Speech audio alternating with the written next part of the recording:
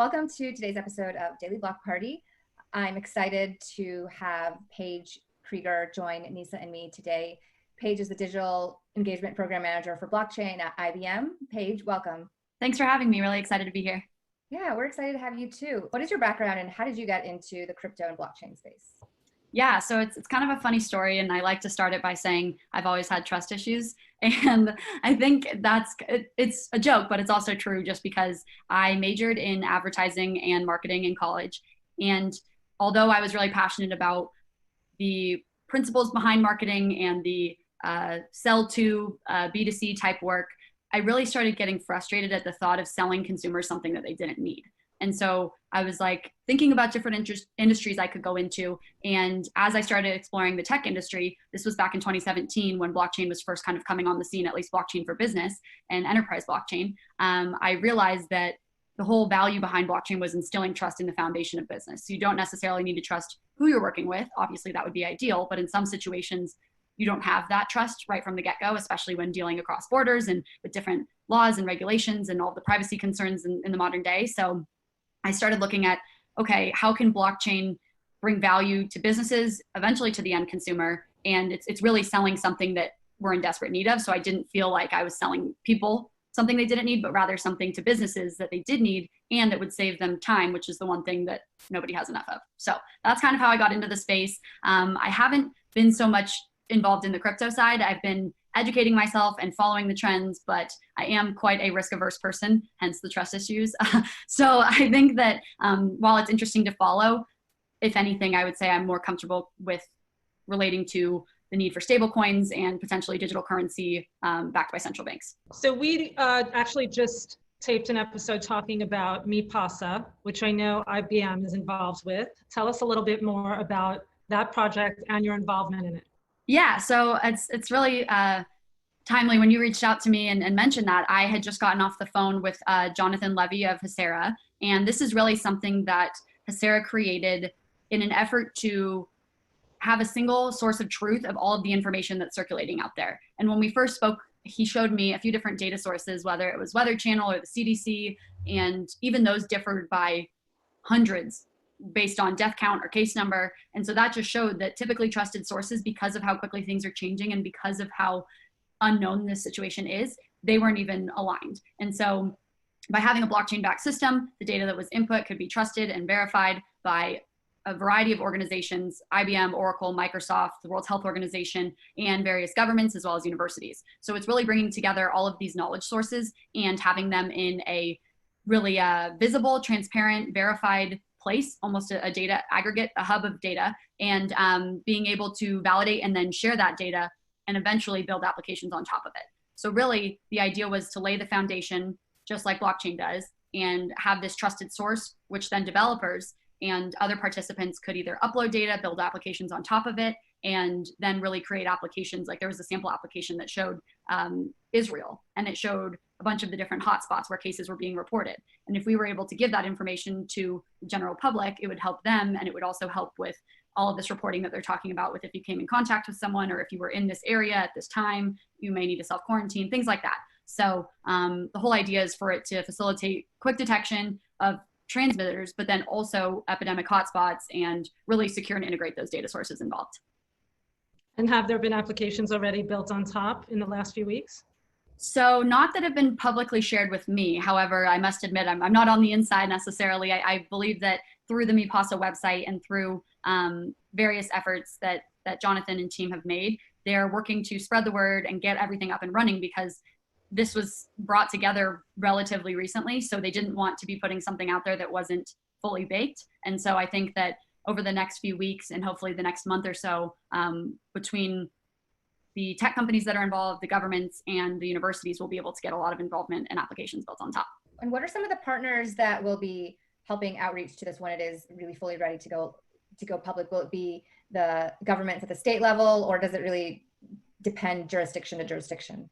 Yeah, so right now, I mean, we have the Hong Kong Department of Health involved, the Canadian government, the US CDC, but there's obviously a CDC in every country or most countries. So just getting those different governmental sources, but then also I think universities are really important because they're spearheading a lot of the research, especially around vaccines. So if we're able to bring all of those together, and then we leverage the corporations like IBM, Oracle, and Microsoft for storing that data and having the security aspect that's needed to really ensure the true value of blockchain. I think that's going to be kind of the path that we'll continue on. However, I mean, the more data sources we have, the better.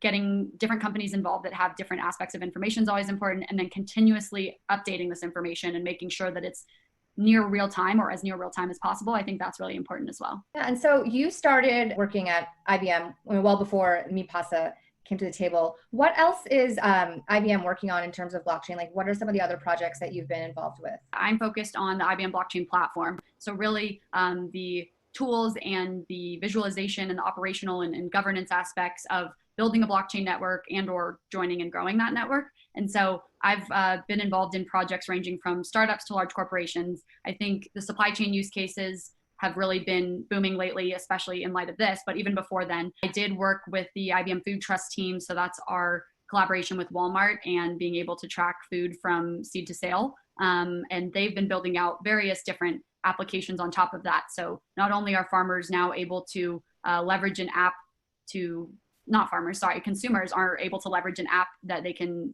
basically tip their farmer, even if the farmer is someone all the way in across the world. It's specifically for coffee and it's called Farmer Connect. But it's projects like that that are really interesting to me because not only are they working with the corporations and their supply chain processes, but they're also benefiting the end consumer and really closing that gap that exists and allowing consumers not only transparency, but also a more personalized brand experience. So those are a few of the really interesting ones I've been involved with.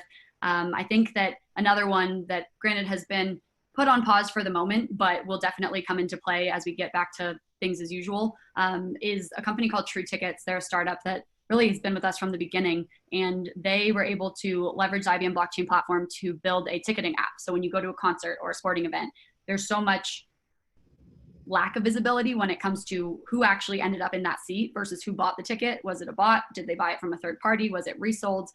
So they've leveraged the blockchain platform to build this application that validates who the buyer is versus who the attendee was. And they can give that information not only to the music artists or the sports team that the event they're attending, but they can also leverage that to ensure that when a consumer buys a ticket, they know it's not fraudulent. So that's a really cool use case. I think a common thread between all of these is just I really like the use cases that start on the back end with the companies and their processes, improving those, making them more efficient and trusted, and then bringing that transparency all the way through to the end consumer. So I have been writing about and following some of the other coronavirus fighting blockchain-based applications, but I know you've also been researching that. What else do you think is out there that that you've seen or heard that you think is effective? Yeah, so I mean, I think just the generic categories, kind of going from that perspective. I've mentioned supply chain. Obviously, that's really critical just with getting PPE and tests and eventually vaccines out to the right places at the right times or as quickly as possible. And then I think something that's really going to come out of this, or I hope will come out of this, is an enhanced focus on digitizing medical records and enabling self-sovereign medical records so that it's almost the idea I like to call it, and I'm sure there's a product out there called this, but I like to call it a patient passport. So pretty much when you're visiting a doctor, or if it's virtually, you're able to grant them temporary access to the information that they need to best diagnose or prescribe or do whatever is required in the situation. But after that encounter is over, you're able to regain control of that data and have it all in one place, AKA your patient passport, and then be able to protect that and know that it's yours rather than going to a doctor's office or having to request your own medical records that are stored somewhere else. And it's just digitizing paper-based processes, but in a very serious and timely situation like this, it's more important than ever. I think another piece is around clinical trials. So we have all these great research projects occurring around the world, but if the findings aren't being shared for the common good, then potentially we're duplicating efforts and wasting time. And so I think it all comes down to the whole is greater than the sum of its parts. And that's really where blockchain is coming in, because although these individual efforts are all happening, if we could have a single shared source and share this information, we would be able to benefit from it in a more timely manner. A couple others, credential verification. I know that there's been nurses and doctors that are coming out of retirement or coming back into the field, and being able to verify their credentials for quicker onboarding, I think is something that blockchain could help with, as well as donation tracking, whether that's tracking blood donations or monetary donations for charity, being able to show consumers where their donation is ending up and how it's benefiting society would be a really interesting application. And then last but not least, just around insurance claims, so that when the dust is starting to settle with all of this, I'm sure that'll be a whole nother nightmare. And there's already been a lot of work in insurance, so I think it would tie well to this and seems to be top of mind. Are there any particular players besides IBM that are involved in these initiatives that you want to shout out to? So there's a lot of different startups, which I mean makes me really excited just because they're able to act so quickly and get their involvement on the board. I think there's one called Universal Health Chain. There's one called Hashlog. There's a lot of different research firms that are just posing these ideas but haven't necessarily established the project itself. I think one solution that is specific to IBM that I think falls into this space and is another example of something that came together very quickly that addresses some of these needs is our Rapid Supplier Connect solution, which is being offered at no cost for the first 120 days so that companies can leverage it to more quickly onboard their suppliers, especially non-traditional suppliers. So if you're Ford and you're starting to manufacture ventilators, you're having to work with suppliers that you've never worked with before. And so in order to verify their authenticity, validate them, and then expedite these processes, they're able to leverage Supplier Connect, which is a combination of IBM blockchain and IBM Sterling, and really match and work with new suppliers while mitigating risk. So that's something I wanted to be sure to touch on just because it came together so quickly, but it's a great way for corporations to get involved, whereas MiPAS is a bit more on the developer side and kind of a call for data. So yeah. And what is IBM Sterling?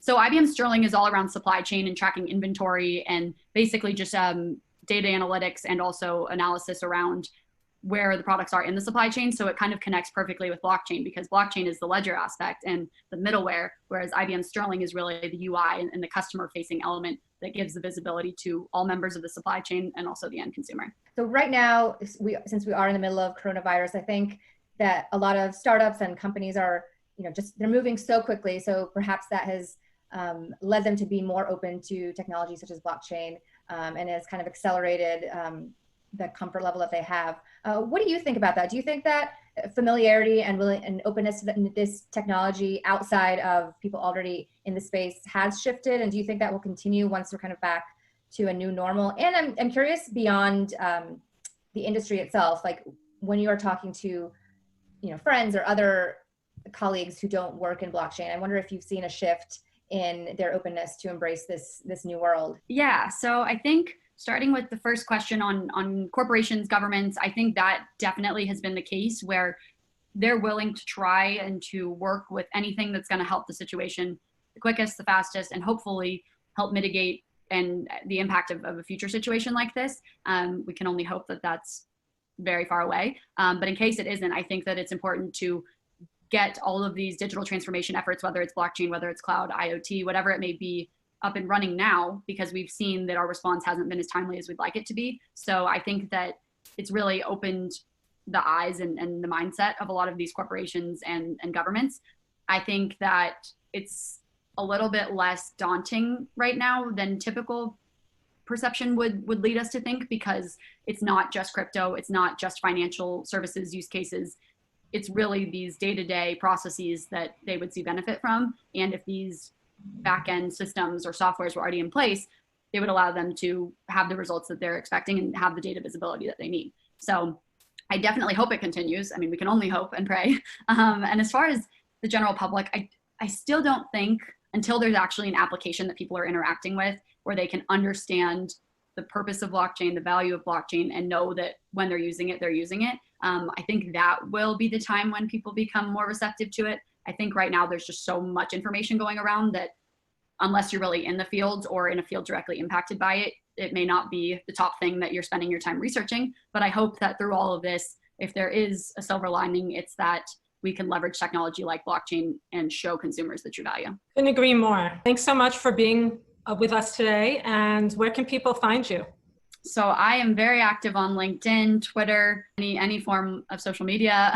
But LinkedIn and Twitter are the best spots to find me. I am always looking for new articles and information to share, just trying to stay abreast of the industry and also well-informed from a variety of sources. So if you have a project that you're working on, if you just want to discuss a different idea or a topic, I'm always open to that. So please feel free to reach out. Great. Thanks so much. Thanks, guys. Stay safe. Thanks, Paige.